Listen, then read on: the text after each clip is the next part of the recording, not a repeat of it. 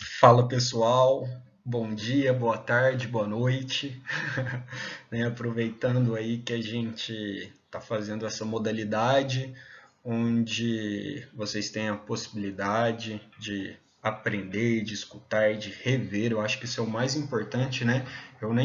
Eu brinco até que eu não comecei com bom dia, boa tarde, boa noite, por não saber o horário em que vocês vão assistir essa aula, mas por não saber os horários, porque o importante, né, a vantagem desse tipo de aula remota é que o conteúdo ele fica disponibilizado e que a gente tem a oportunidade de ver, rever, rever, tá certo?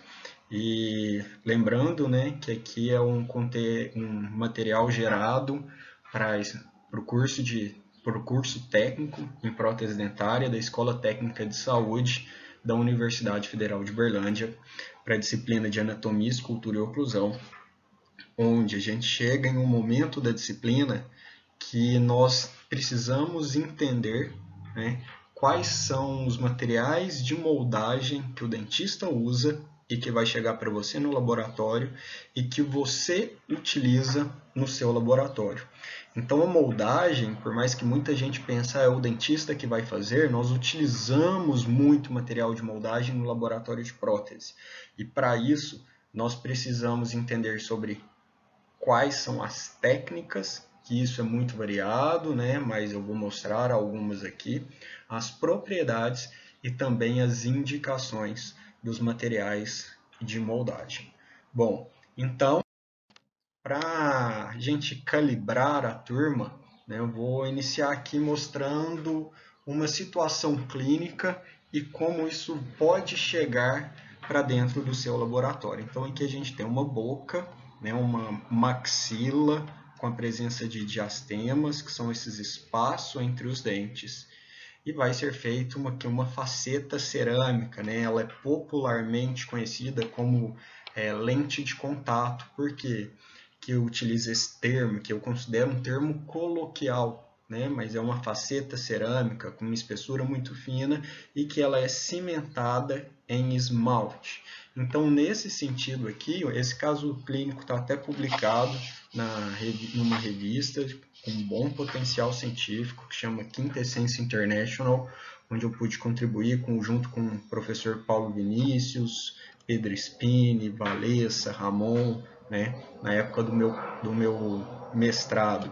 E eu vou colocar esse artigo para vocês poderem também utilizar, né, por mais que lá não fala do ponto de vista laboratorial, mas fala o tipo de cerâmica que a gente utilizou para vocês já entenderem, né, a importância de todo esse passo a passo clínico, como foi feita a moldagem, por aí vai. Então aqui nós temos o preparo, tá? Então é tecido vivo, né? Que é o próprio paciente, ó. Tecido periodontal, dente, esmalte, dentina, que nós temos o preparo, então. É inserido um material, que esse material ele tem um poder de cópia. Este ato de copiar o que está na boca do paciente e também até mesmo o ato de copiar um outro modelo, um manequim, que vocês podem fazer no laboratório, é conhecido como moldagem, ok? Então, nós temos aqui toda essa etapa de moldagem com material mais fluido, combinado com material mais viscoso. Os dois são importantes, então essa parte é conhecida, tá, como moldagem. E em seguida nós aqui apresentamos para vocês a moldeira. A moldeira na prótese, de uma forma geral, né, ela é tida para levar o material de moldagem em boca ou em posição no modelo para duplicar esse modelo. E essa moldeira ela pode ser de metal, pode ser de alumínio perfurada, pode ser de plástico. O importante é que essa moldeira ela tenha uma certa resistência, ela não deforme com facilidade. Por que a gente fala isso? Nós precisamos do maior nível de precisão para copiar, para ter uma maior fidelidade do que está sendo representado na boca no modelo de gesso que nós vamos trabalhar. Então, para isso, né, a moldeira ela não pode deformar muito, ela tem que ter uma estabilidade, porque se ela deformar muito, consequentemente, o material de moldagem também vai deformar. Uma coisa importante das moldeiras, tá, é que elas podem ser individualizadas. Então vocês vão perceber que principalmente para quando a gente vai trabalhar com prótese total, essas moldeiras elas são individualizadas para cada um dos seus pacientes, né, no sentido dentista. O dentista pode fazer, mas normalmente é o protético que faz essas moldeiras individualizadas. É bem dinâmico essa participação dentista com o protético. E aí então ele faz uma primeira moldagem, envia o molde ou modelo. A partir daí vocês vão criar, né, vazar o modelo de gesso, vão criar essa moldeira individual com resina acrílica, que aí vocês terão uma disciplina específica para isso. Devolvem para o dentista e o dentista vai fazer um segundo molde, tá, para a confecção do modelo de trabalho, que é basicamente onde vocês vão trabalhar. Mas vocês já perceberam que eu adiantei uma parte, né? Mas justamente para trazer essa dúvida. Pô, tanto termo novo, o que significa cada uma dessas coisas? Olha, quando a gente já falou então de situação em boca, de moldagem, de moldeira, agora a gente está calibrado. E vamos dar sequência para vocês entenderem o restante. Então aqui, continuando, ó, o material mais viscoso, né, que a gente chama de pesado, com material mais fluido, já posicionado na moldeira. A gente leva todo esse conjunto na boca do paciente, que esse processo todo é tido como moldagem, e quando saca a moldeira com material de moldagem, a gente tem o negativo. Então, olha só, o molde ele é o que representa o negativo daquela situação inicial, seja na boca do paciente, seja um modelo que a gente vai duplicar. Então, aqui nós temos o conjunto da moldeira, do pesado e do leve, sendo o molde, e vocês vão escutar muitos dentistas falando, né, chamando esta etapa aqui, este negativo, de moldagem. Eu confesso que de vez em quando, até comigo, escapole um pouquinho, mas eu sempre tento me corrigir. Não é moldagem, moldagem é o ato de realizar essa duplicação, tá? De adquirir o negativo. O molde é o negativo. Tá certo? Então isso é um ponto muito importante que algumas pessoas confundem e a gente não pode confundir. Nós temos que utilizar os termos corretos. E quando a gente já aprende os termos corretos, fica mais fácil, né, da gente comunicar dentista, protético, protético, protético, né, entre colegas. A partir daí, vamos vazar o gesso, a gente insere gesso neste negativo. Vocês vão aprender ainda nesse módulo aqui, nas aulas que estão logo abaixo, com a professora Morgana, onde ela fala sobre confecção de modelos de gesso. Quando a gente vaza, né, então insere o gesso nesse negativo, olha só, eu tenho o dente, como se fosse o meu preparo. Agora eu venho com a minha moldeira e com o meu material de moldagem e copio o espaço do dente. Está vendo que ficou um volume negativo? Este volume negativo aqui seria, então, o molde. Nós pegamos o molde e inserimos gesso nessa região. Quando o gesso ele toma presa, cristaliza, a gente saca o modelo da moldeira, do molde, e voltamos a ter o positivo, que deve coincidir com a situação bucal inicial, ou com o modelo no laboratório que a gente está tentando duplicar, certinho? Então o modelo ele é correspondente ao positivo. Enquanto o molde é uma cópia do volume negativo, o modelo é a cópia do volume positivo, certinho?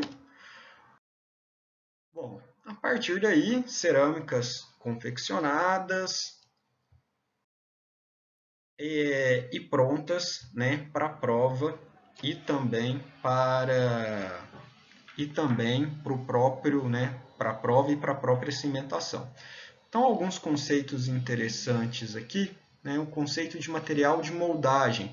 É um material que captura com precisão os detalhes das estruturas bucais, deve desprender-se da boca sem distorção, ou seja, se eu quero copiar todos estes detalhes, ele tem que capturar todos esses detalhes, mas ele deve permitir com que eu consiga sacar, remover da boca, e a partir da hora que ele remove, ele volta para a posição inicial, permanecendo então dimensionalmente estável, ou seja, ele deforma um pouquinho, mas consegue voltar para a posição que considera a fidelidade da situação clínica, então ele deve permanecer dimensionalmente estável sobre a bancada ou quando o gesso ele é vazado sobre ele. Então aqui nós temos, né, a situação inicial de preparo, foi realizada a moldagem, e aqui nós temos o molde,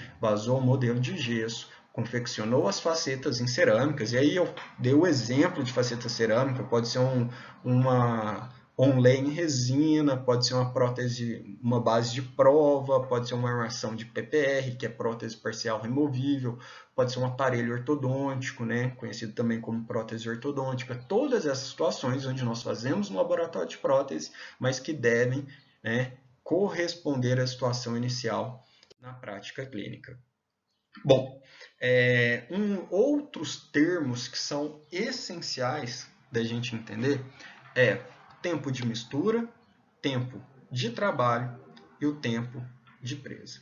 Então, olha só, pessoal, o paciente está sentado na cadeira, e o porquê que eu falo muito sobre a situação clínica, porque vocês vão trabalhar também com material de moldagem no laboratório, mas vocês, praticamente todos os trabalhos que receberem, vão ser com material de moldagem.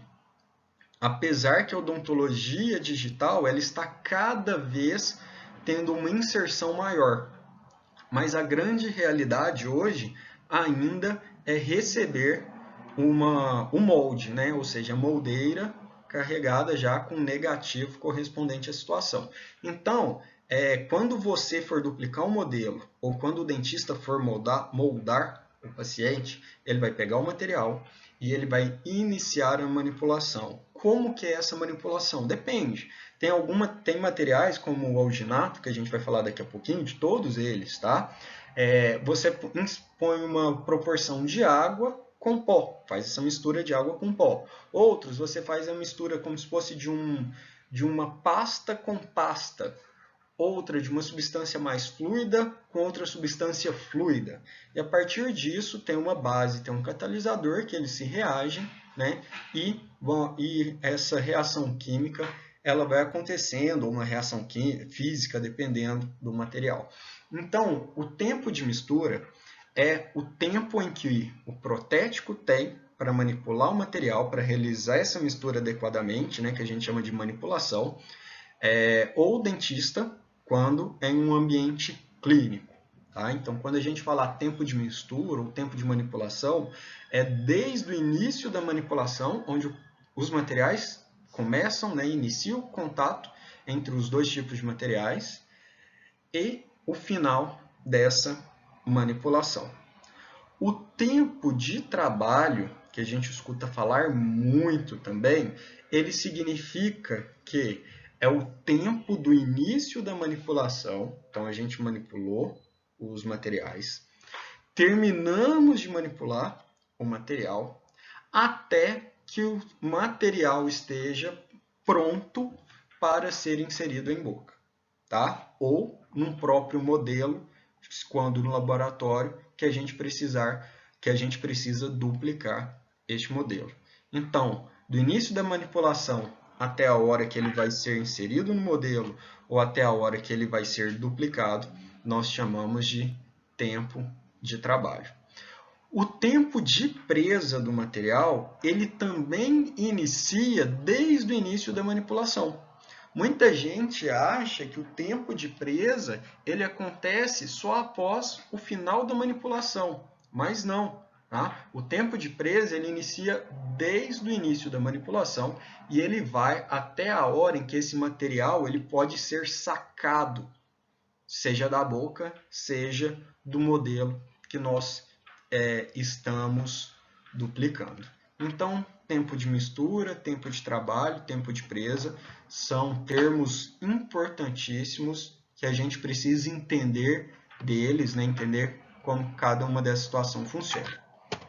Bom, pessoal, então agora, dando sequência, né?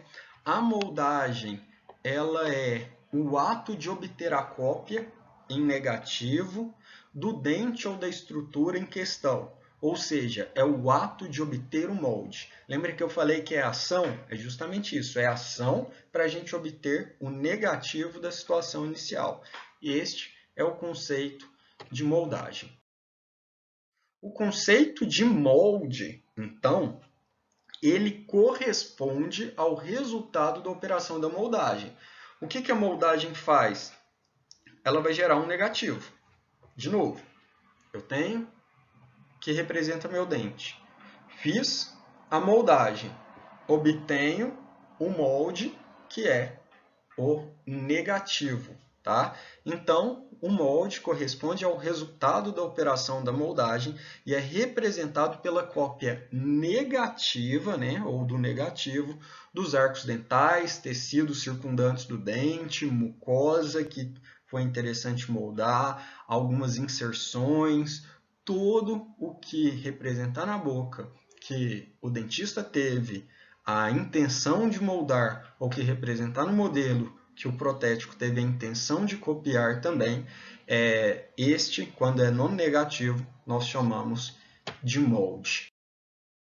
Bom, a partir daí, o modelo é a reprodução do elemento ou dos elementos desejados, porque algumas vezes a gente, na verdade, a gente sempre vai trabalhar no plural, né? Porque mesmo que seja para realizar uma coroa em um único dente, a gente precisa dos dentes adjacentes, a gente precisa dos dentes antagonistas, a gente precisa da relação da mucosa, né? Então, é a reprodução dos elementos desejados, tá? Para que a gente consiga trabalhar, ou seja, é a reprodução, cópia idêntica dos elementos desejados. Agora, muito importante, ó, é o positivo. O molde é o negativo, o modelo é o positivo. Aqui representa aquele mesmo caso, olha, que a gente iniciou falando, onde o modelo foi gerado e aqui a gente ainda não está fazendo as confecções em coroa cerâmica. Aqui nós fizemos, ou melhor, quando eu falo nós, né, é até importante referenciar o técnico o ceramista que realizou esse trabalho. Foi o Marco Aurélio, daqui de Uberlândia, onde ele fez a etapa de enceramento e confecção dos laminados cerâmicos, das facetas cerâmicas.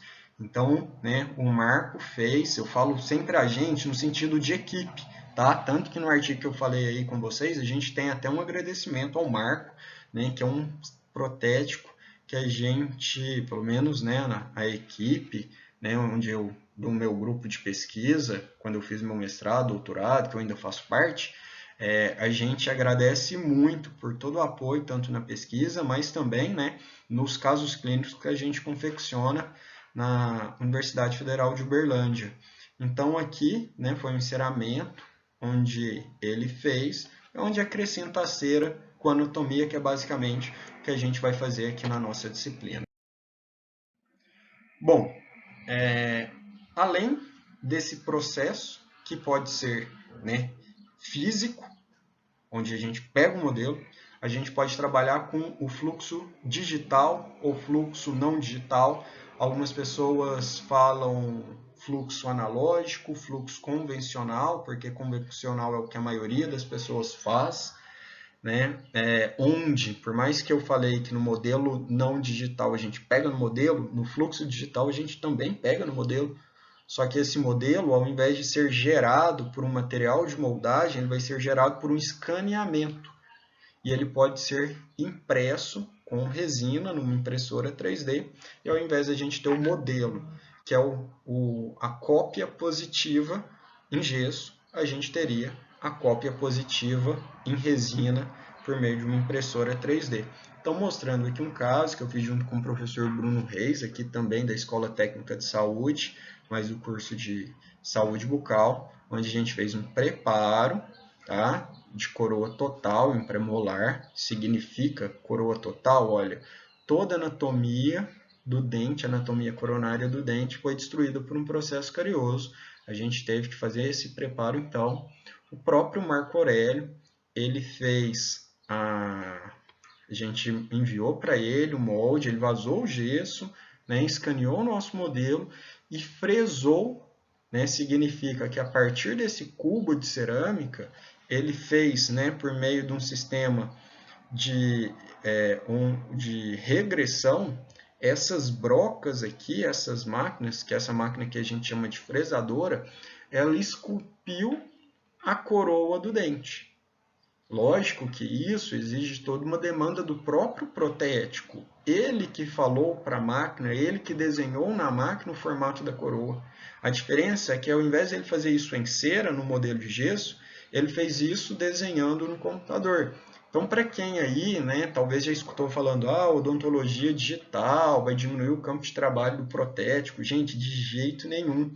Tá? Inclusive, há uma tendência cada vez maior dos bons protéticos também trabalharem com odontologia digital. E não é uma contra a outra, cada situação vai ser uma necessidade, talvez vai facilitar pelo fluxo digital, talvez o protético ele prefira, né, pelo fluxo não digital ou convencional, e está tudo bem, tá? São possibilidades de uso. Então aqui um outro caso, um fluxo digital que a gente realizou, tá? Onde foi feito a digitalização em boca da paciente. Tá? A gente utilizou esse spray aqui para facilitar o contraste. Hoje existem scanners intraorais com maior precisão e que não tem necessidade de utilizar esse spray, mas esse spray basicamente é para reduzir o reflexo de luz e melhorar a qualidade do escaneamento. Aqui no caso foi realizado, tá, o escaneamento em boca e toda essa parte é sendo transmitida para o próprio computador. Bom, pessoal, a partir daí o modelo foi gerado no computador. As facetas elas foram desenhadas como se fosse um enceramento. De novo, só que ao invés de fazer no modelo de gesso, físico, a gente está trabalhando em um modelo digital. Tá? Então, faz toda a parte do enceramento, posiciona, que a gente trabalhou com uma parceria com um laboratório, né, de prótese também, onde a gente fez nós fizemos a parte clínica e o laboratório fez a parte laboratorial, posiciona o desenho da faceta novamente aqui, ó, dentro do cubo, né, de cerâmica. Ele preferiu, né, além de trabalhar da forma digital, conferir a adaptação no modelo de gesso. Nesse caso, a gente fez a moldagem, enviamos um molde para o laboratório, ele vazou esse molde, então confeccionou o modelo em gesso, escaneou o modelo de gesso, nós também fizemos o escaneamento intraoral, totalmente digital, enviamos esse arquivo e aí ele foi trabalhando das duas formas, tá? Tanto digital quanto não digital, e aí que eu falo para vocês, olha só como ele conseguiu, né, conciliar essas duas tecnologias e validar uma na outra, né? Dessa forma a chance de erro ela é muito menor. Faceta já com toda a texturização, as características que nós já aprendemos em relação à anatomia secundária, anatomia terciária, né? Que um dente com uma anatomia, com uma estética favorável apresenta. E após a cimentação das facetas. Olha, todas bem adaptadas, e o que a gente quer mostrar aqui é que, por mais que nós vamos falar de material de moldagem, nós temos que destacar a importância que esse fluxo digital ele tem no dia a dia, tanto do dentista e principalmente nos laboratórios de prótese. Tá? Mas, da mesma forma, a grande maioria dos casos, né, dos dentistas, ainda trabalham com material de moldagem. Então, você vai ter que confeccionar o modelo de gesso. Você precisa entender qual material de moldagem que ele te enviou. Porque, olha só, gente, algumas vezes é tão sutil, mas tão detalhista a etapa de confecção de uma prótese, que você precisa de ter 2, 3 modelos, precisa ter um modelo rígido, precisa ter um modelo com troquel, precisa ter um modelo para inserar, precisa ter um modelo para enviar para o dentista mostrando onde que você teve que desgastar no gesso para fazer o enceramento. E qual material que te permite ter múltiplas vasagens, gerar mais de um modelo de gesso. Esse último caso, né, na verdade é esse caso aqui, ele foi feito com um ceramista lá de Belo Horizonte. Ceramista de Belo Horizonte, a gente não mora em Uberlândia, como que vai mandar isso para lá? Não pode ser um material que tem que ser vazado o gesso imediatamente. Tá? É um material que tem que permitir um tempo entre a moldagem, a obtenção do molde, até o vazamento do modelo em gesso e a obtenção do modelo. Certinho? Caso finalizado, né? E aqui nós temos até um acompanhamento de 2 anos da Carolina Maitan, que na época foi o TCC dela, né, que é o trabalho de conclusão de curso, que eu tive a oportunidade de orientar a escrita dela e realizar o caso clínico junto com o Paulo e junto com o Guilherme Faria Moura, certo? Então, até hoje a gente vai acompanhando essa paciente, está estável, bem adaptado, isso que a gente precisa mostrar, independente da tecnologia, né, nós conseguimos resultados favoráveis. Bom, nós temos então o fluxo, pode ser chamado também como analógico ou não digital ou convencional, onde a gente faz, tá, a moldagem do paciente, obtém o molde, vaza o modelo de gesso, faz a nossa prótese ortodôntica, que no caso, né, um aparelho ortodôntico, mas é uma prótese ortodôntica, ou uma prótese de uma forma geral, total, muco dento gengival, dental, independente do que seja. E, posteriormente, né, o dentista vai fazer a cimentação em boca.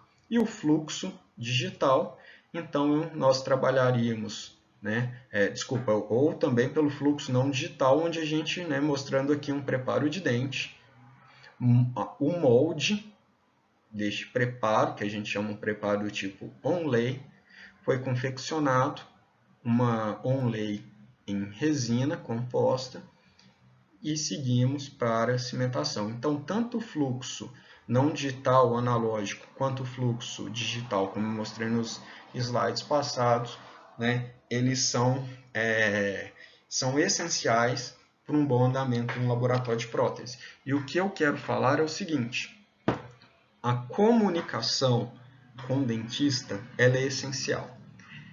E eu espero muito que vocês possam trabalhar com dentistas parceiros. O dentista parceiro, ele quer um técnico parceiro. Ele sabe que o final dele é uma prótese bem adaptada. E quando, por exemplo, vai um molde que não está muito bacana ou que não conseguiu visualizar o termo, olha só, que a gente consegue visualizar todas as características do nosso preparo. Quando isso não é possível no modelo de gesso, o protético ele tem que ter a responsabilidade de avisar o dentista que se o trabalho continuar daquela forma, o trabalho não vai ser feito de uma maneira com excelência, não vai ser feito com excelência. provavelmente vai ter gap, que são espaços entre a prótese e o dente. Vai ter sobrecontorno, que o sobrecontorno é quando a prótese ultrapassa o limite de onde ela deveria estar, e isso aumenta a chance de acúmulo de biofilme, que é a placa, bactéria, então aumenta a chance de inflamação gengival, até de cárie. Então a gente tem que ter essa boa comunicação. E se o dentista ele for alguém que realmente quer o bem para o paciente dele, ele vai entender o protético. Porque ele quer o sucesso do seu tratamento, ele não quer que o tratamento seja cimentado, que a prótese seja cimentada e ela fique por ali. Não, ele quer o quê? Ele quer que dure 2, 3, 4, 6, 15, 20, 25 anos. Existem na literatura trabalhos aí que mostram facetas cerâmicas com índices de 85% em 17 anos. Olha só. Então tem que durar pelo menos 17 anos. Não tem que falhar com 5, com 4. Ah, durou 10, é muito? Não, se pode durar 17, 20. Se está falhando com 10, está falhando precocemente. Então esta relação horizontal, protético e dentista no mesmo nível, ela é essencial. Lógico que ela deve ser feita com muito respeito, né? Entendendo que na prática clínica, assim como dentro do laboratório, existem seus desafios. E dentista e protético devem trabalhar de uma maneira harmônica para chegar no melhor resultado, porque no fim é tudo uma equipe. Vou tomar uma aguinha aqui.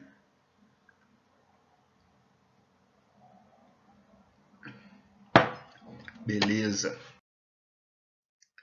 E aí, algumas vezes, né, podem surgir um questionamento. Ah, mas vale a pena trabalhar com fluxo não digital, né, ou analógico? Gente, a resposta é o seguinte: qual você faz bem? Se você protético já tem embutido o seu fluxo não analógico, não digital e tem sucesso, ótimo. Mas talvez esse fluxo ele vai agilizar o seu trabalho, assim como para o dentista. E a gente também tem que pensar no próprio paciente. Olha só, esse trabalho, nesse artigo científico, mostra que os pacientes sentiram menor desconforto quando foi utilizado, né,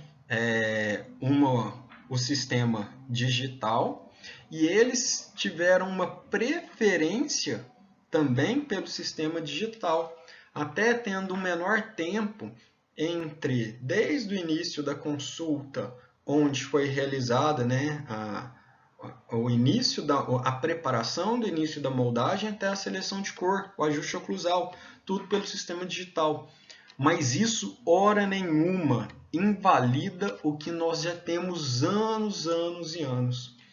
Tem o professor Rafael Monte Alto, ele até escreveu uma frase bem interessante, agora eu não vou me lembrar ao certo, né, mas é basicamente o seguinte: ter uma experiência em clínica, e eu vou extrapolar para o laboratório, não significa ser desatualizado quanto às técnicas. Então, dessa forma, né, a gente pode ter uma bagagem muito grande na odontologia analógica, mas a gente tem que abrir o olho para o potencial da odontologia digital. Tá? Mas uma não compete com as outras, com a outra. A odontologia digital ela não compete com a odontologia analógica. Elas têm que serem trabalhadas juntas para facilitar a rotina tanto do dentista quanto do protético para chegar em um bom resultado do paciente. Lógico que comparando uma com a outra, por exemplo, a odontologia digital vai ter algumas limitações que nós já estamos acostumados a lidar na odontologia não digital, com modelo de gesso, material de moldagem, por aí vai, que, né, a gente vai conseguir até um melhor resultado com a analógica. Compensação, né, outras, a gente vai ter um trabalho mais facilitado por meio do escaneamento. Essa parte que eu falo de odontologia digital, né, eu nem sou um expert, fiz alguns poucos casos, tenho pouca experiência com isso, mas é importante a gente já mencionar ela agora, Porque quando eu falo de material de moldagem, técnicas, propriedades, né, é importante saber que ela existe. É importante saber que ela é uma boa aliada do protético e, consequentemente, do dentista.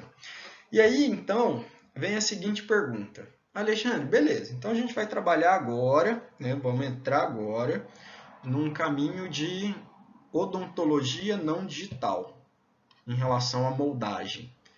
E qual o melhor material de moldagem? Qual o material de moldagem ideal?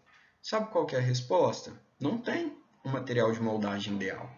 Existem materiais indicados para cada situação. Olha só, e eu até brinco assim, se você aí, né, souber que existe um material de moldagem ideal, o material de moldagem é um material ideal, ele teria que ser o melhor nesses 11 quesitos. Tá? Se tem algum material assim, faça a patente, que você vai contribuir muito para a ciência, para a odontologia. Então, quais são esses requisitos, né, de um material de moldagem ideal? Ele tem que ser fluido bastante para se adaptar aos tecidos orais. Ele tem que ser viscoso bastante para manter-se na moldeira. E olha só como que isso é um desafio, né? Por isso que várias vezes a gente trabalha com um material mais viscoso e em seguida um material mais fluido. O mais fluido para conseguir adaptar aos tecidos orais e o mais viscoso para conseguir, né, se manter na moldeira. O item 3, a impressão, né, que é um sinônimo, né, de moldagem, não deve distorcer ou lacerar quando removida da boca. Falei, né? Desculpa aqui, a impressão é sinônimo de molde, tá? Não deve distorcer ou lacerar, rasgar quando removida da boca. Tem 4, deve manter-se estável a obtenção do modelo. Por isso que a gente também precisa de uma moldeira adequada. Deve ser facilmente desinfectado sem perda de acuracidade. A gente sabe que a boca é um ambiente contaminado, com uma grande microbiota, né, com presença também de vírus e por aí vai. Então, esse modelo ele tem que, até mesmo ele tem que ser enviado para o laboratório já com a desinfecção. E a gente repetir essa etapa no laboratório, né, até mesmo para garantir que foi feita de uma forma adequada. 6. Compatibilidade com os materiais de confecção de modelos e troquéis. Então, a gente tem, por exemplo, confecção de modelos de gesso. Mas existe também a opção de fazer o vazamento do modelo, ao invés de gesso, em silicone.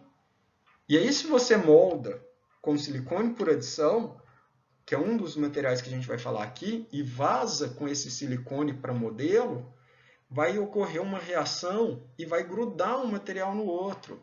Tá? Então, tem que ser uma compatibilidade com esses materiais.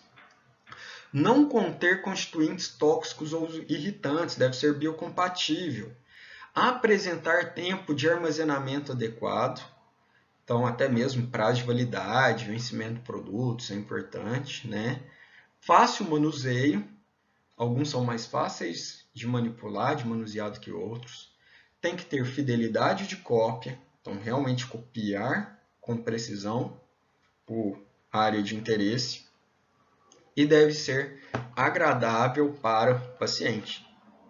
Tem um caso onde eu fui utilizar um determinado material, né, e o paciente falou assim, não gostei desse gosto aí não. E eu pensei, se tem um outro equivalente, para que eu vou utilizar esse, né, que mudava a marca? Por mais que era bom material, traz um conforto melhor para o paciente, né? Existem outros materiais também que a gente vai discutir aqui que tem um odor muito forte, no sentido negativo, né, da palavra.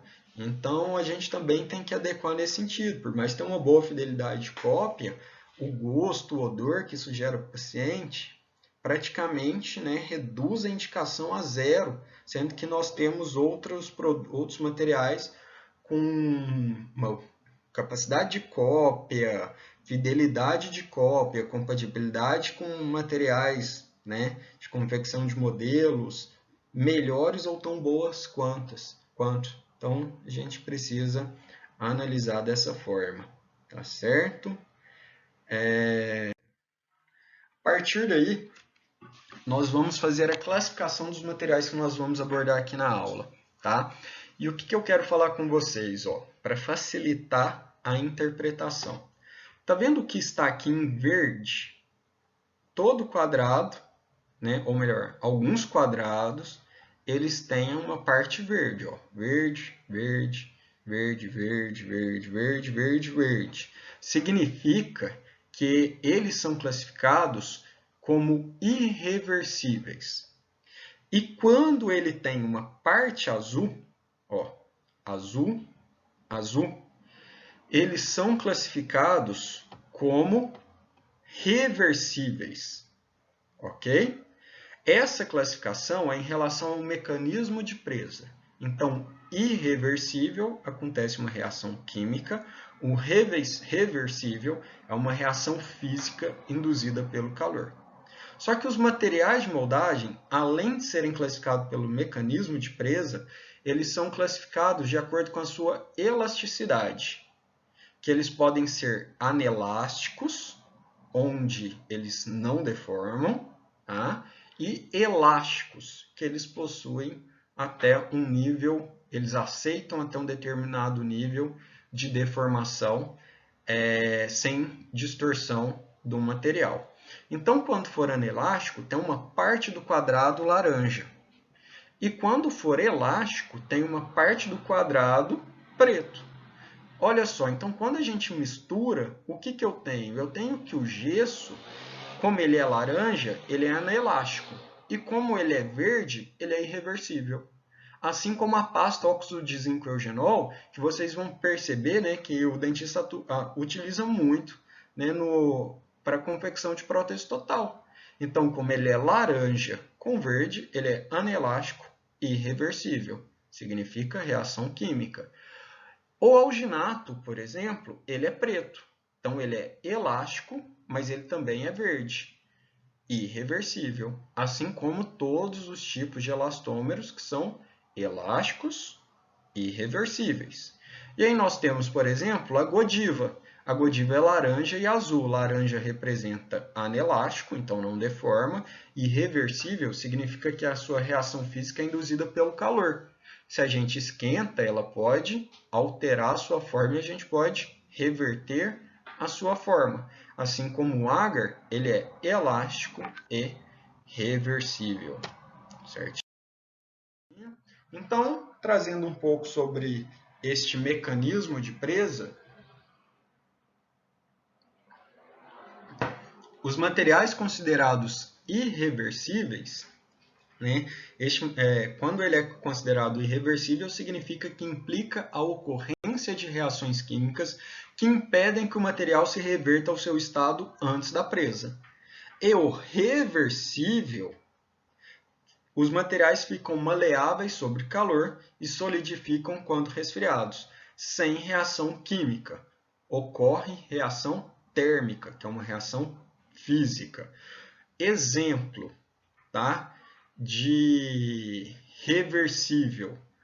Olha só a própria cera de uma vela. Conforme o calor se aproxima, ela vai ficando líquida, tá? E ocorre até esse extravasamento. Depois, quando ela fica distante do calor, ela se solidifica. Se a chama chegar aqui novamente, ela vai, né, ficar líquida novamente. Entendeu? Então, isso que é o que a gente chama de reversível. E a irreversível ela é química, não é possível reverter o seu processo. Classificação dos materiais em relação a, né, ao seu potencial elástico. Os materiais anelásticos, eles são incapazes de deformar elasticamente sob tensão. Ou seja, eles praticamente não deformam e logo eles se fraturam. Os materiais elásticos, né, são relativos ao que se estica, que é maleável, que pode ser esticada e mesmo assim volta para o seu comprimento inicial. Gente, é o seguinte, ó, É como se você pegasse uma borrachinha, aqueles elásticos, sabe, de jornal, né? Antigamente vinha embrulhado em jornal, tem gente que fala que é elástico de dinheiro, tem gente que chama de goma, né? Quando você estica, ela não volta para a posição inicial? Então, ela seria um material, né, um exemplo de material elástico. Agora, olha, quando você estica ela muito, ela até volta, mas não volta ao inicial. Quando isso acontece, significa que teve uma deformação plástica. E isso é importante. Quando a gente saca, né, o molde da boca, a moldeira da boca, o material ele tem que se expandir, tem que deformar, tem que ser uma deformação elástica. Porque ao mesmo tempo que ele deforma, após passar, por exemplo, do equador protético do dente, que é uma parte mais ampla, a cervical não é mais constricta, a gente já viu isso na disciplina. Passa no terço médio, que normalmente é um terço mais amplo, e depois, quando sacado da boca, tem que retornar ao seu volume inicial. Sendo assim, tem que ocorrer somente uma deformação elástica. E voltando agora, por exemplo, da borrachinha, né, de jornal, quando você estica, estica, estica muito, ela pode até ultrapassar a deformação plástica. Ou seja, além dela não voltar para o estágio inicial, ela se rasga, ela fratura, que é uma coisa que a gente também não deseja dos nossos materiais de moldagem. Bom, dando sequência, né, agora a gente vai falar de cada material especificamente. Nós temos o agar, que é um hidrocoloide irreversível, que basicamente nós não encontramos ele mais no mercado, ele foi muito substituído, né, pelo alginato, que também é um hidrocoloide, só que é um hidrocoloide irreversível. Tá? Então, o agar, quando aquecido, ele fica maleável, torna-se um líquido viscoso, e quando esfria, ele fica rígido, ele endurece, formando um sólido elástico. O processo de geleificação é induzido por alterações de temperatura. Tá? Então, geleificação dele é 37 graus. Você quer trabalhar com ele, quer permitir com que ele molde, né, algum modelo para a gente duplicar, ele tem que estar numa temperatura aquecida, ou seja, acima de 37 graus. Mas como falei para vocês, praticamente o agar ele não é mais utilizado, mas é um material bem famoso, que tem uma história, foi um dos primeiros a serem utilizados na odontologia. Então, é bastante importante a gente mencionar ele aqui, né, para entender a própria evolução dos materiais.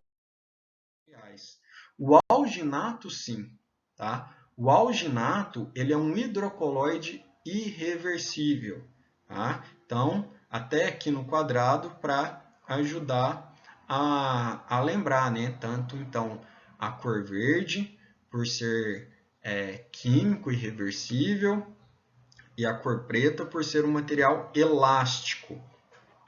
O alginato ele é um pó que misturado com a água passa do estado sólido, tá? Por favor, corrijam isso aí para mim, por favor, estado sólido para gel devido à reação química. Quais são as indicações?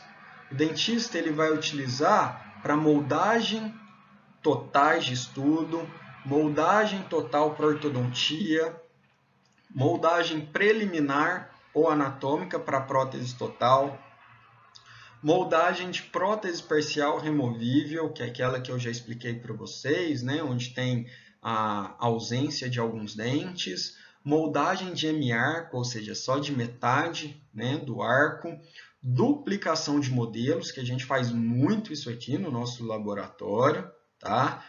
Principalmente quando vocês forem utilizar, além dos próprios trabalhos, né, que a gente realiza, a gente duplica muitos modelos com que vocês tenham um material para poder estudar. Moldagem da arcada antagonista em prótese. É lógico que essas indicações vai depender, por exemplo, se o dentista ele trabalha na mesma cidade que o protético. É claro que essas indicações elas vão depender se o dentista ele vai vazar um modelo antagonista ou não, tá certo? Por que que eu falo isso? Porque os materiais eles têm vantagens e desvantagens. Qual que é uma das desvantagens do alginato, né, ou hidrocoloide reversível? É a estabilidade dimensional dele é muito baixa. E o gesso ele tem que ser vertido, tem que ser vazado imediatamente. Isso significa que, por exemplo, se o dentista ele trabalha em uma outra cidade com protético, num bairro distante, ele não pode moldar o antagonista com alginato, porque esse trabalho aí vai demorar horas, talvez mais de um dia para chegar. E o material ele já perdeu todas as suas propriedades. Lembra aquele conceito de fidelidade? Isso já não vai existir, porque ele já não tem essa estabilidade mantida por um tempo maior. Então, a gente vai utilizar aqui, por exemplo, algumas vantagens do material, como fácil manipulação, baixo custo, ele é hidrofílico, isso auxilia mesmo, até mesmo porque a gente está trabalhando em uma cavidade bucal que tem muita saliva, que é úmido, então a gente não precisa secar abundantemente. Lógico que a gente não pode deixar excesso de água, a gente não pode deixar bolhas, né? Porque excesso de água, bolha pode dificultar, né? Pode promover bolhas no molde, né? Mas ele tem essa propriedade com que ele adapta, ele tem uma melhor molhabilidade nessas superfícies hidrofílicas.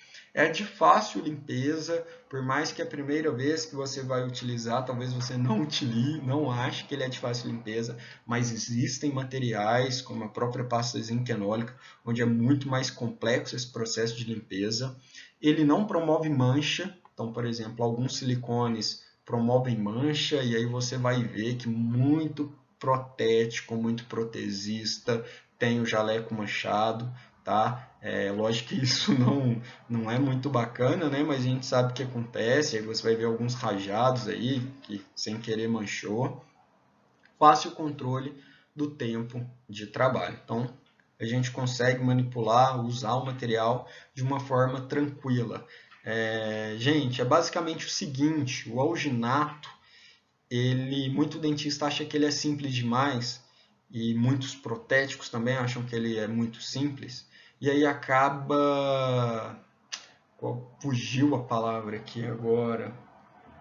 Não é menosprezando, mas é como se fosse menosprezando. Não dá muito interesse, não dá, ou melhor, não dá devida importância para todas as etapas. E aí o material que ele tem, né, um custo-benefício, um potencial bacana, utilizado da forma inadequada, ele, né, vai causar alguns prejuízos. Então a gente tem que utilizar da maneira adequada, na proporção adequada, nada de olhômetro, nada de experiência, tá? Posição de água, pó, tudo correto, tudo certinho.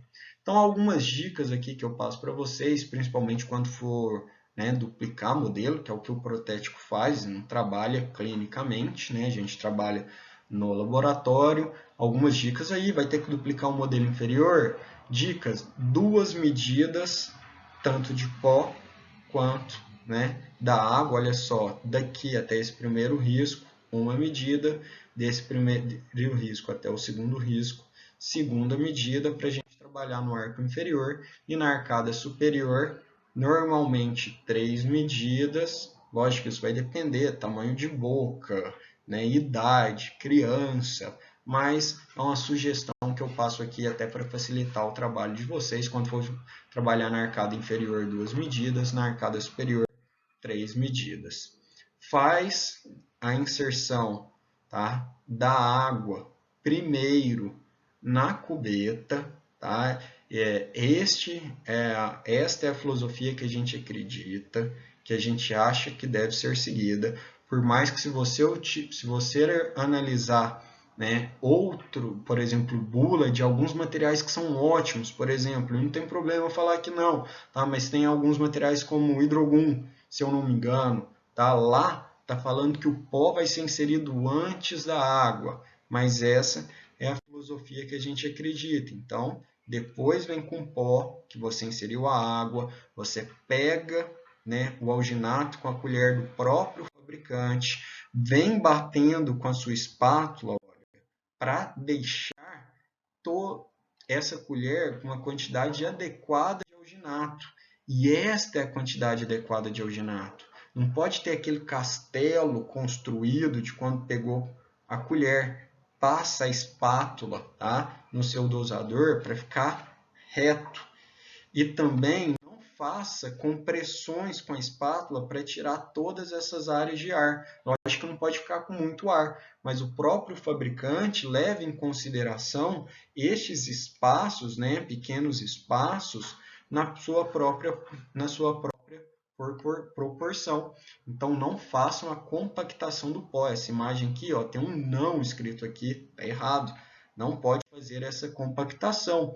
Outra dica, utilize o medidor do próprio fabricante. Aqui, olha só, de uma marca comercial, da Dentsply. Aqui, outra marca comercial, da Zermatt. Então, não adianta querer misturar um com o outro. Isso é uma coisa muito frequente, tá? Estes medidores, alguns fabricantes mandam na própria embalagem, outros você compra individualmente, separado. E tem que comprar, vale a pena, utilize-as de forma adequada, tá? Eu já escutei uma frase, agora eu até peço perdão, que eu não lembro quem falou. Se eu ainda vou lembrar, né, e aí referencio da forma correta. Mas, basicamente, a prótese ela não vive de média. Se você vaza um modelo nota 6, você pode ser um melhor ceramista, pode fazer uma melhor aplicação de cerâmica, você pode fazer a melhor PPR. Se você vazou o seu modelo final, a nota, e aqui eu não falo nota em termos de disciplina, não, esquece isso aqui, tá? Eu estou colocando como se fosse uma avaliação do seu trabalho. Seu trabalho, ele não vai ser, por mais que você fez um melhor depois, ele sempre vai ser modulado pela nota mais baixa.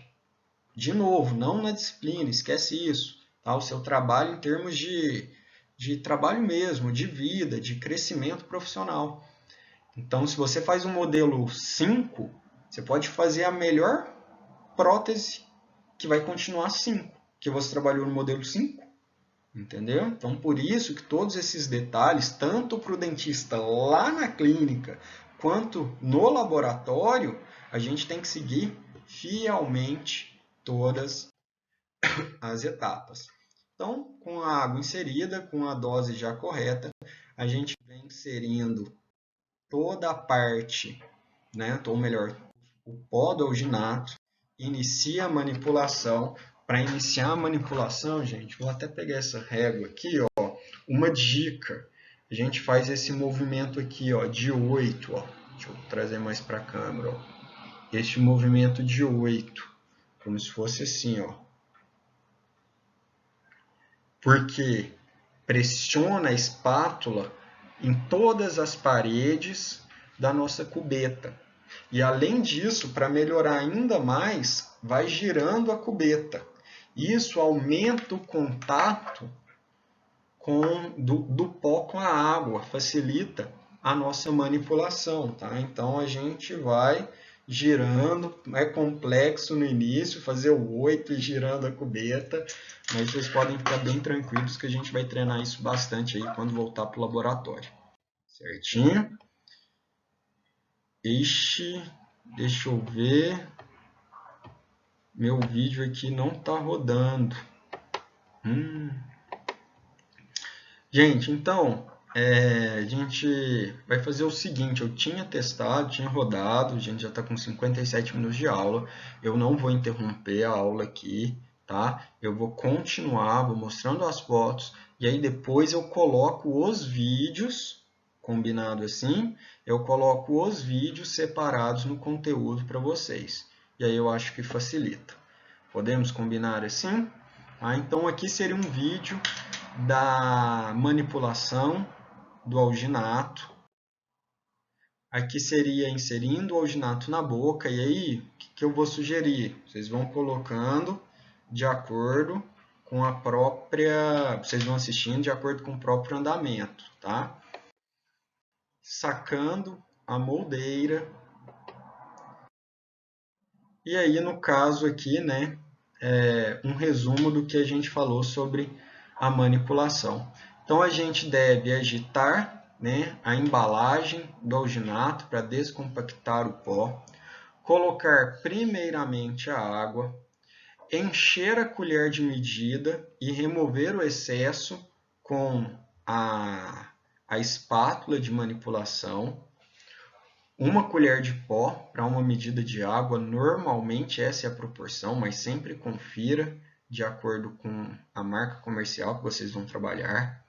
Espatular vigorosamente, alterando os movimentos, lembra lá que eu falei em 8 preferencialmente, e girando a moldeira para libertar possíveis bolhas de ar. Tá? Aqui são alguns tempos de mistura, trabalho, presa, mas já é bom adiantar que isso depende até do tipo de alginato que a gente vai trabalhar e também depende até da marca, tá? Mas só para vocês terem uma noção. Tempo de mistura ele é em torno de 45 a 1 minuto. E existem alginatos de presa mais rápida, que é de 30 a 45. O tempo de trabalho no de presa normal é de 2 minutos. No de presa rápida é 1 minuto e 15. Qual que é a vantagem disso? Alguns pacientes têm ânsia de vômito, reflexo de regurgitação, né? Então, o material ele tem que ir um pouco mais consistente e como é mais rápido, alivia mais para o paciente, tá? Em termos de qualidade de cópia é a mesma. Tempo de presa, então 3 a 4 minutos e de presa rápida 1 minuto e meio a 3 minutos. Vocês perceberam aí que essa diferença ela vai ser aonde, né? Quando o dentista está trabalhando, essa diferença é na boca do paciente. Para a gente não tem muita diferença em relação a utilizar um alginato de presa normal ou de presa rápida, porque a gente está trabalhando com modelo, o modelo não reclama, né? Nesse ponto é uma vantagem nossa. A gente sabe que tem muita dificuldade em laboratório também, em algumas etapas, mas não tem reflexos de vômito e por aí vai. E o vazamento, como eu disse, imediato, somente o tempo de fazer a desinfecção do molde. Então, tempo de manipulação, 45 segundos a 1 minuto. A gelificação de 3 a 4 após a espatulação, deve-se verter o gesso imediatamente. E o tempo de separação do molde, do modelo do molde, é de 60 minutos. Aqui então está o alginato, né, o molde em alginato, algumas bolhas, mas aqui seria um molde para estudo, para confecção de um modelo de estudo de análise oclusal, tá? Então, por mais que tiveram algumas bolhas, não é numa região de interesse nossa, não tem problema. E a Morgana vai mostrar como faz o vazamento deste modelo, a confecção, né, do modelo em gesso. Aqui um outro molde, né, também com alginato. Então, olha como a gente percebe se o material é manipulado da maneira correta, os tempos são seguidos com precisão, mesmo com material de baixo custo, a gente tem um ótimo poder de cópia. Lógico, dependendo do procedimento, a gente não vai utilizar, mas para vários procedimentos dentro do laboratório de prótese, a gente vai poder utilizar o alginato tranquilamente, desde que nós seguimos as recomendações em aula e as recomendações dos fabricantes. Mais um molde, né, mostrando o poder de cópia deste material. Como que deve ser feita a desinfecção do hidrocoloide reversível? Ela deve ser feita então, né? Ou seja, do alginato. Nós vamos lavar o molde em água corrente para remoção do que? De saliva, debris, algum pedacinho, né, de célula, desculpa, né? Vou até corrigir aqui. Algum debris celular, descamação de mucosa que carrega célula, sangue, contaminantes.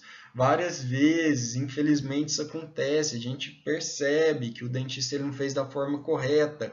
E aí vem até um pedacinho, por exemplo, né, de biofilme, que é a placa bacteriana, e a gente tem que utilizar essa água corrente para remover tudo isso.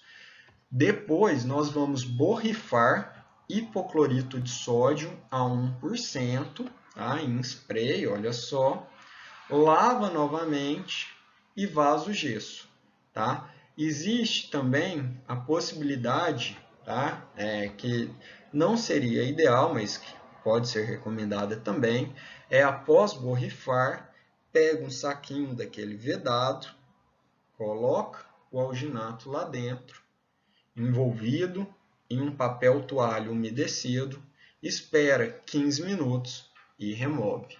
E aí sim você lava e vaza o modelo em gesso. O que eu quero dizer com isso?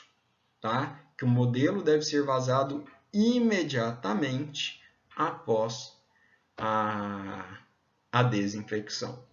E o que acontece que a gente tem que chamar atenção? Muitas das vezes o dentista demora para mandar o modelo para a gente, ou a gente demora para mandar o motoboy, o boy, ou até mesmo a gente no consultório do dentista para pegar um molde de alginato. E aí já distorceu. Então a gente tem que ter, né, essa devida ciência no sentido de conhecimento que o alginato ele tem que ser vazado imediatamente. Aqui mais um vídeo que eu vou colocar para vocês do processo de como que a gente lava, tá? Em seguida, borrifando. Todos esses vídeos estarão no Moodle para vocês. E é importante a gente, né, já que a gente está falando de material de moldagem, saber que o alginato ele passa por possíveis alterações dimensionais que estão relacionados com a evaporação, que é a perda da água por vapor, a cinérese, que é a perda água, né, que perde água líquida e exudatos salinos, e a própria embebição, que é a absorção de água e de meio para o interior. Então, olha só, muita gente fala, o alginato, ele tem, né, sofre alteração por evaporação e cinérese. Então, eu vou colocar o alginato com um papel muito umedecido, vou colocar o alginato, né, o meu molde em alginato dentro da água, ou ao invés de umedecer o papel, encharco o papel, também vai prejudicar o alginato, porque pela embebição também vai promover alterações dimensionais. Certinho? Alguns alginatos aqui que a gente tem, né, de exemplo.